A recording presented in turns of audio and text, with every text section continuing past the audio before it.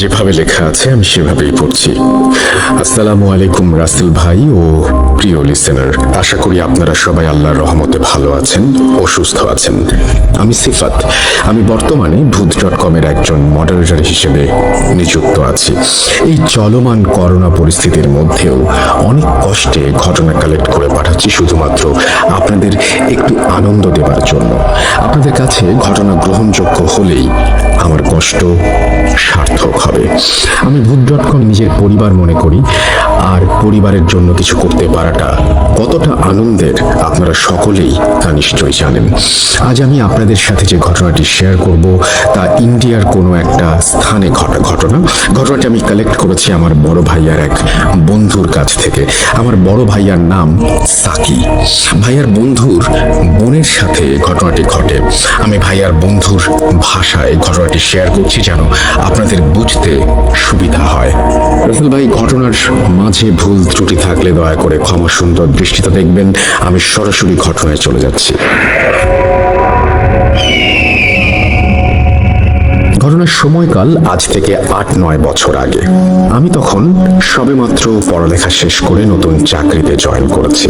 আমার বাড়িতে ছিলেন আমার বাবা, মা আর আমার ছোট বোন লিলি, ছদ্মনাম। লিলি পড়ালেখায় ছিল এতটাই ভালো যে প্রতিটি বোর্ড এক্সামে ট্যালেন্ট পুলে বৃত্তিও পায়। তার স্কুল কলেজের সকলের কাছে সে খুব পছন্দের একটি মেয়ে ছিল। লিলি স্কুলে থাকতেই সে তার বান্ধবীদের পড়াতে পারত। তার বান্ধবীরা প্রায় দিনই আমাদের বাসায় আসতো লিলির কাছে তাদের পড়া বুঝে নিতে। লিলির ইচ্ছা ছিল সে খুব বড় একজন ডাক্তার হবে। আমার বাবা মাও লিলিকে নিয়ে অনেক আশায় ছিলেন, কেননা লিলির মেধা কোনো সাধারণ মানুষের মতো ছিল না। লেখাপড়ায় খুব ভালো হবার পাশাপাশি খুব শান্ত স্বভাবের মেয়ে ছিল লিলি। আমার পরিবারের সকলেই তাকে অনেক বেশি আদর করত।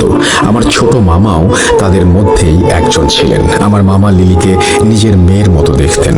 আমার মামার বিয়ে হয়েছিল প্রায় 12-13 বছর আগে, কিন্তু ওনাদের কোনো সন্তান ছিল না।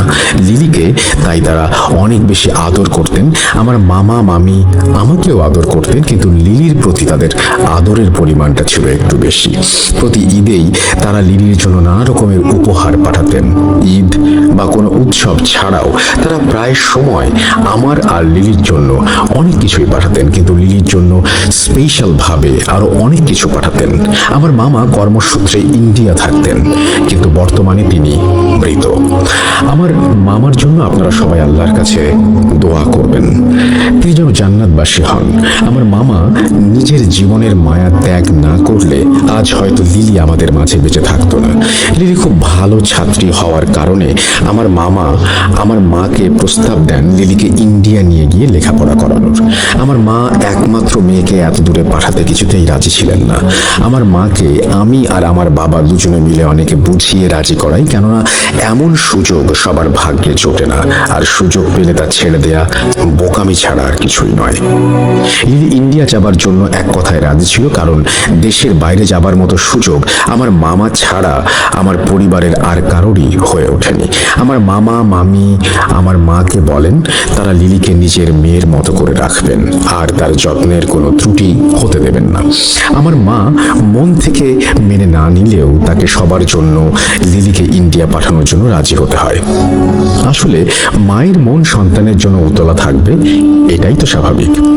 লিলিকে ইন্ডিয়া পাঠানোর জন্য যাবতীয় ব্যবস্থা করা হয়, আর কয়েকদিনের মধ্যেই লিলি ইন্ডিয়ায় চলে যায়। লিলি চলে গেলে বাসাটা ফাঁকা ফাঁকা লাগতো। আমি প্রতিদিন তাকে ফোন দিয়ে তার খোঁজ নিতাম। লিলি সেখানে এক মেডিকেলে কোচিংয়ে ভর্তি হয়। এভাবে আস্তে আস্তে 1 বছর পার হয়ে যায়। লিলির মেডিকেল ভর্তি পরীক্ষাও শেষ হয়ে যায়, আর লিলি সেখানে সবার থেকে ভালো মেডিকেল কলেজে ভর্তি হবার সুযোগ পায়। কিন্তু আমার মামা যে শহরে থাকতেন, লিলির মেডিকেল কলেজটি সেই শহর থেকে 125 কিলোমিটার দূরে ছিল। তাই মামা লিলিকে সেই মেডিকেল কলেজের আশেপাশে একটি ছাত্রী হোস্টেল ঠিক করে দেন, আর প্রতি সপ্তাহে একবার করে সেখানে গিয়ে লিলিকে দেখে আসবেন বলে সেই মেডিকেল কলেজে ভর্তি করিয়ে দেন। ক্লাস শুরুর কয়েকদিন আগে লিলি সেই হোস্টেলে চলে যায়। মামা লিলিকে ট্রেনে তুলে দিয়ে বাসায় ফিরে আসেন। বাসায় এসে মামা তার কাজের ফাঁকে প্রায় প্রতি ঘন্টায় লিলিকে ফোন দিয়ে তার খোঁজ খবর নিচ্ছিলেন। লিলিও আল্লাহর রহমতে ভালোভাবেই তার গন্তব্যে পৌঁছে যায়। 10-12 দিন পর লিলি ফোন দিয়ে আমার মামাকে বলে সে একা থাকতে পারছে না, আর আর তার নাকি খুব খারাপ লাগছে। আমার মামা সেদিনই লিলিকে নিতে সেখানে চলে যান আর লিলিকে নিয়ে বাসায় ফিরে আসেন। লিলি বলে সে কিছুদিন বাসায় থেকে তারপরে কলেজে ফিরে যাবে। এভাবে 15 দিন পার হয়ে যায়। লিলি তার মেডিকেল কলেজে ফিরে যায়। এবারে সে সেখানে গিয়ে নিজেকে কিছুটা কষ্ট হলেও মানিয়ে নিতে সক্ষম হয়। লিলি হোস্টেলের যে রুমে থাকতো সেই রুমটি ছিল ছোট একটি রুম। হোস্টেলটা খুব বেশি বড় ছিল না আর রুমগুলো ছোট ছোট ছিল জন্য সকলেই সিঙ্গেল রুম নিয়েই থাকতো। লিলির হোস্টেলের সকলেই ছিল তার কলেজের স্টুডেন্ট আর প্রায় সকলেই নতুন প্রথম বর্ষে ভর্তি হয়েছিল। হোস্টেলে যে কয়েকজন বড় আপু ছিল তারা লিলি ও তার বান্ধবীদের একটা ব্যাপারে সতর্ক করে দেয়। তারা বলে রাত 3টার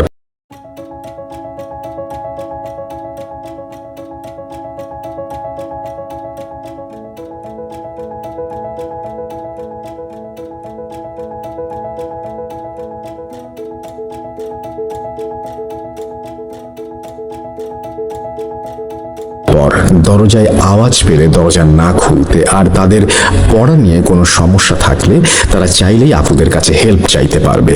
দরজা খুলতে না করার কারণ জিজ্ঞাসা করলে আপুরা বলেন যা বলছি তাই করো, এর বেশি কিছু জানতে চাইবে না। সিনিয়র হিসেবে আমাদের দায়িত্ব তোমাদের জানানোর।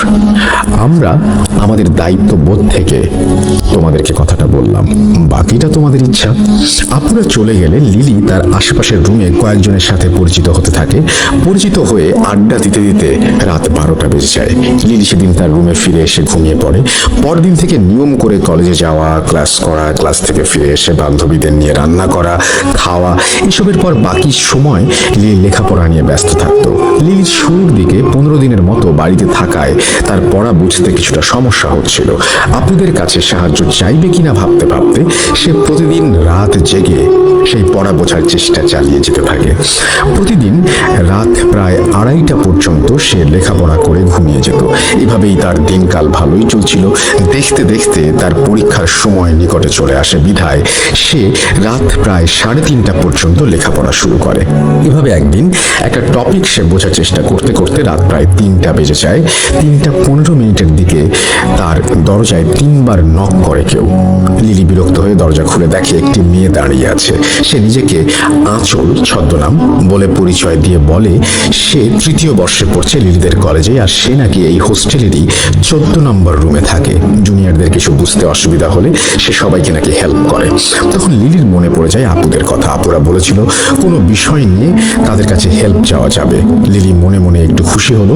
সে আঁচলকে ভেতরে এনে বসিয়ে তার কিছু পড়া বুঝতে সমস্যা হয় বলায় আঁচল তাকে সবকিছু খুব সহজে আর সুন্দরভাবে বুঝিয়ে দেয়।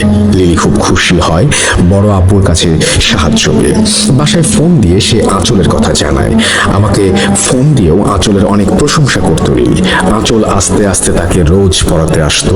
লিলির সাথে আঁচল মাঝে মাঝেই নিজের লাইফের কিছু ঘটনা শেয়ার করতো। সে বলেছিল তার নাকি বিয়ে হয়ে গেছে আর তার 7 বছরের একটি মেয়ে আছে।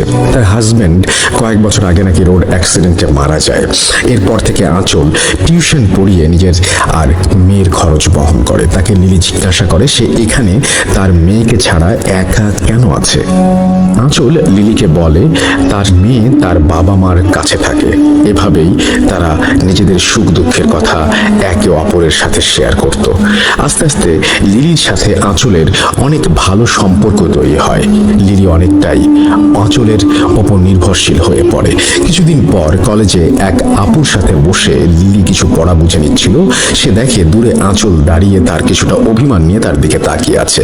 লিলির বিষয়টা খারাপ লাগে। তখনই সেখান থেকে উঠে হোস্টেলে চলে আসে। সেদিন রাতে আঁচল আর লিলির কাছে আসেনি। লিলি ভেবেছিল আঁচল হয়তো রাগ করেছে তাই আসেনি। সে একবার আঁচলের রুমে গিয়ে তার সাথে কথা বলবে ভেবে 14 নম্বর রুমের সামনে গিয়ে দেখে রুমে তালা দেয়া। অনেক রাত হওয়ায় সে আরো কারো কাছে কিছু জিজ্ঞাসা করার সুযোগ পায়নি। পরের দিন সকালে আঁচলকে সে কলেজের ক্যান্টিনের একটি চেয়ারে বসে থাকতে দেখে তার কাছে গিয়ে গত রাতে কেন আসেনি বা কেন রুমে ছিল না সেটা জানতে চায়। যায়। আঁচল মুচকি হেসে বলে তার মেয়ের জন্মদিন, সেজন্য সে বাড়ি গিয়েছিল, তাই সে আসতে পারেনি। লিলি আঁচলকে আজ আসতে বলে, কেননা তার পরীক্ষার জন্য কিছু পড়া বাকি ছিল যা বুঝতে তার সমস্যা হচ্ছিল। আঁচল তাকে আসবে জানিয়ে তার ক্লাসে দেরি হয়ে যাচ্ছে বলে ক্লাসে চলে যায়। লিলিও ক্লাসে যাবার জন্য চেয়ার থেকে উঠে দাঁড়াতেই দেখে তার কয়েকজন বান্ধবী তার কাছ থেকে কিছুটা পেছনে দাঁড়িয়ে আছে। লিলিকে তারা মজা করে বলতে থাকে সে কার সাথে কথা বলছিল। লিলি উত্তরে বলে সে আঁচল আপুর সাথে কথা বলছিল। এই কথা শুনে তার বান্ধবীরা হাসতে থাকে। তারা বলে কানে ইয়ারফোন লাগিয়ে একা একা এখানে বসে সে আপুর সাথে কথা বলছিল, এইটা তারা মানতে নারাজ। লিলি মনে করে তার বান্ধবীরা তার সাথে মজা করছে, তাই সেও হাসাহাসি করতে করতে ক্লাসে চলে যায়। ক্লাস করে রুমে ফিরে আসে লিলি। সেদিন রাতে আঁচল তাকে পড়াতে আসে। আঁচলকে তার প্রতি কিছুটা বিরক্ত দেখাচ্ছিল। লিলি কারণ জানতে চাইলে আঁচল বলে সে কেন আরেকজনের কাছে তার সমস্যা নিয়ে গেছে, আর কেনই বা লিলি তার বান্ধবীদের কাছে আঁচলের কথা বলেছে। লিলিকে সে বলে তার বান্ধবীদের সাথে না মিশতে আর অন্য কারো কাছে হেল্প না চাইতে। লিলি কিছুটা অবাক হলেও সে তার কথা মেনে নেয়, কেননা সে বাড়ি থেকে এত দূর এসেছে শুধুমাত্র লেখাপড়ার জন্য। লিলি আরো খেয়াল করতে থাকে আঁচল যখনই তার রুমে আসতো তখনই রুমের তাপমাত্রা কমে যেত আর খুব হালকা একটা বাজে গন্ধ তার নাকে ভেসে আসতো। সে আঁচলকে জিজ্ঞাসা করলে আঁচল বলতো সে কোনো গন্ধই পাচ্ছে না। লিলি মনের ভুল ভেবে ব্যাপারটাকে পাত্তা দেয়নি। কিছুদিন পর আঁচল এসে বলে সে 4 দিনের জন্য বাড়িতে যাবে, কারণ তার মেয়ে কিছুটা অসুস্থ। লিলি আঁচলকে তার ফোন নাম্বার দিতে বললে আঁচল জানায় সে ফোন ব্যবহার করে না আর তাকে চিন্তা করতে মানা করে, কেননা সে ঠিক 4 দিন পরই নাকি ফিরে আসবে। লিলির পরীক্ষা থাকায় আঁচল তাকে গুরুত্বপূর্ণ কিছু টপিক পড়ার জন্য বলে যায়। লিলি পরের দিন পরীক্ষার হলে গিয়ে দেখে আঁচল তাকে যা যা পড়তে বলেছিল হুবহু তাই তাই পরীক্ষায় এসেছে। লিলি এসব দেখে অনেক বেশি খুশি হয় আর পরীক্ষা দিয়ে রুমে চলে আসে। এভাবে 4 দিন পার হয়ে 5ম দিন লিলি আঁচলের জন্য অপেক্ষা করতে থাকে, কিন্তু আঁচল ফিরে আসে না।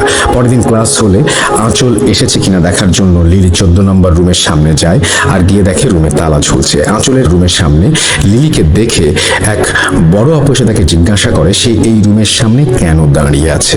লিলি তাকে জানায় সে আঁচল আপুকে খুঁজতে এসেছে। এই কথা শুনে লিলির সাথে থাকা বড় আপুর মুখের রং উড়ে যায়। সে দ্রুত লিলিকে নিয়ে তার রুমে এসে তাকে তার ফোন থেকে একটি মেয়ের ছবি বের করে দেখায়। ছবি দেখিয়ে তাকে জিজ্ঞাসা করে ছবির এই মেয়েকেই কি সে খুঁজছে। লিলি ছবি দেখে ছবির মেয়েটিকে চিনতে পারে, কেননা ছবিটি ছিল আঁচলের।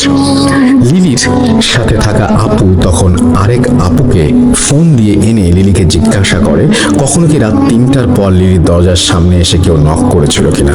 লিলি সম্মতি দিলে তারা লিলিকে আতঙ্ক নিয়ে জিজ্ঞাসা করে সে রুমের দরজা খুলেছে কিনা। লিলি পুনরায় সম্মতি দিলে দুজন আপু ভয়ে একে অপরের দিকে তাকিয়ে থাকে। কি হচ্ছে বুঝতে না পেরে লিলি আতঙ্কিত হয়ে বলে আপনারা আমাকে এসব জিজ্ঞাসা করছেন কেন, কি হয়েছে আমাকে বলুন, চিন্তায় আমার গলা শুকিয়ে যাচ্ছে, প্লিজ আর আমাকে আধারে রাখবেন না, বলুন কি হয়েছে। দুজন আপুর মধ্যে একজন লিলিকে পানি খেতে দিয়ে তার পাশে বসে আর বলে যা বলছি তা শুনে তোমার বিশ্বাস নাও হতে পারে, কিন্তু যা বলছি তার সবকিছুই সত্য। 14 নম্বর রুম প্রায় 2 বছর যাবৎ বন্ধ। এই রুমে অনেক বছর আগে এক আপুর রহস্যজনক মৃত্যু হয়। এরপর অনেক দিন এই রুম বন্ধ ছিল। কয়েক বছর পর এক আপু আসেন যার নাম ছিল আঁচল। আপু 3য় বর্ষে পড়ার সময় এই রুমে আসেন। আপু যখন 3য় বর্ষে পড়তেন আমরা তখন 1ম বর্ষে কেবল ভর্তি হয়েছিলাম। আপু খুব ভালো মানুষ ছিলেন, তিনি টিউশন করাতেন আর মাঝে মাঝে আমাদের রাতে পড়াতেন, কিন্তু কয়েকদিন পর হঠাৎ কোনো এক কারণ ছাড়াই তিনি সুইসাইড করেন। এরপর থেকে নতুন কেউ এই হোস্টেলে এলে রাত 3টার পর অনেকেই দরজায় নক শুনতে পেত। নক শুনতে পেয়ে এই হোস্টেলের 2 জন দরজা খুলে দেখে এক আপু তার দরজার সামনে দাঁড়িয়ে আছে আর কোনো সাহায্য লাগলে তাকে জানাতে বলে। যে 2 জন দরজা খুলেছে তাদের কেউ আর বেঁচে নেই। সেজন্যই তোমাদের মানা করেছিলাম রাত 3টার পরে দরজা না খুলতে। হোস্টেল কর্তৃপক্ষ নিষেধ থাকায় আমরা তোমাদের এসব জানাইনি, কিন্তু সাবধান করেছিলাম তোমাদেরকে। তুমি যত দ্রুত সম্ভব বাসায় চলে যাও, এখানে থাকলে কি হবে আমরা কিছু বলতে পারছি না। এই কথা শুনে লিলির পায়ের নিচ থেকে মাটি সরে যায়। চোখের সামনে যেন নেমে আসে অমাবস্যার কালো অন্ধকার, তার জীবনের আলোকে গ্রাস করে নিচ্ছে সেই আধার। লিলি ভয়ে সেখান থেকে রুমে এসে তার মামাকে ফোন দিয়ে এসব জানায়। লিলি যখন মামাকে ফোন দেয় তখন বিকেল 5টার একটু বেশি বেজেছিল। মামা লিলিকে ভয় না পেয়ে সব গুছিয়ে নিতে বলেন আর বলেন তিনি দ্রুত এসে লিলিকে নিয়ে যাবেন। লিলি প্রচন্ড ভয়ে তার জিনিসপত্র গুছাতে থাকে। কিছুক্ষণ পর মাগরিবের সময় হয়ে যায়, নেমে আসে কালো অন্ধকার। লিলি সব গুছাতে গুছাতে হঠাৎ তার দরজায় নক আসে। সে দরজার ছোট অংশ দিয়ে তাকিয়ে দেখে আঁচল দাঁড়িয়ে আছে দরজার সামনে। লিলি প্রচন্ড ভয়ে একরকম বোবা হয়ে যায় আর অনেক চেষ্টা করেও কোনো আওয়াজ করতে পারছিল না। এমন সময় তার রুমের লাইট নিভে যায়। সে ভয়ে রুমের এক কোণায় জড়সড় হয়ে বসে আল্লাহকে ডাকছিল। এমন সময় সে শুনতে পায় তার কানের কাছে এসে কেউ ফিসফিস করে বলছে, কি হলো, আজ পড়বে না? আমি তোমাকে পড়াতে এসেছি। লিলি এইসব নিতে না পেরে এক সময় সেন্সলেস হয়ে যায়। তার জ্ঞান ফিরলে সে দেখে তার রুমে কোনো আলো নেই। সে হাতড়ে হাতড়ে উঠে দাঁড়ানোর চেষ্টা করতে থাকে আর তার হাত কিছু একটা সাথে গিয়ে লাগে। লিলির মনে হচ্ছিল তার হাত প্রচন্ড ঠান্ডা কিছু একটা সাথে লেগেছে, যা ছিল অনেক লোমশ কিছু। লিলি ভয়ে সেখান থেকে হাত সরিয়ে পেছনে যেতেই আবার কিছু একটা সাথে ধাক্কা লাগে। লিলি হাত দিয়ে দেখে তার হাত কিছু একটার মুখের মধ্যে লেগে আছে আর তার হাতে আঠারো কিছু একটা লেগে আছে।